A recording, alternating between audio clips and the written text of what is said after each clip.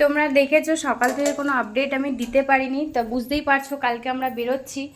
আর আমার অনেকটাই আগে বেরোতে হবে, যেহেতু 10টা বাজতে 10 মিনিট আগে ট্রেন হাওড়া থেকে। আর আমাদের বেরিয়ে যেতে হবে 6টা থেকে 6:30টার মধ্যে, ট্রাফিকও পড়বে কালকে সোমবার।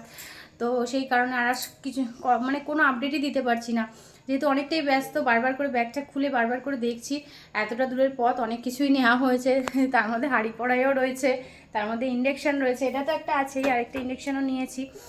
আর এখন এসেছি চা করতে, তো এখন চা করব।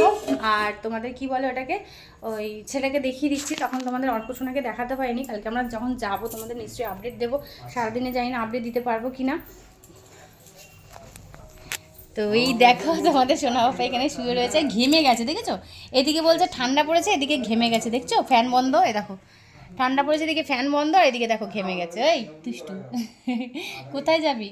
তো আমার হ্যান্ড পার্সগুলোও দেখো ঠিক করে নিয়েছি, ওইটা নেবো না, ওই গ্রিন কালারটা নেবো না, এটা নিয়ে যাবো। এটাতে যেহেতু দুটো দিকে চেন রয়েছে, আর ওদিকে সব বারবার করে খুলে খুলে দেখা হচ্ছে যে কিছু ভুলছি না। তো তো যাই হোক, দুর্গা দুর্গা বলে বেরোবো, সবাই আশীর্বাদ করো ভালোভাবে যেন যেতে পারি, ভালোভাবে কাজকর্ম করতে পারি ওখানে গিয়ে, ব্যাস এটুকুনি। আর এইটুকুনি আপডেট দিয়ে দিলাম, জানি না আবার কালকে সারাদিনে কখন দেবো না দেবো, নিশ্চয়ই দেবো, কারণ তোমরা অনেকটাই আশা নিয়ে বসে থাকো। তো ঠিক আছে, চলো টাটা, চোখ মুখ ঢুকে গেছে।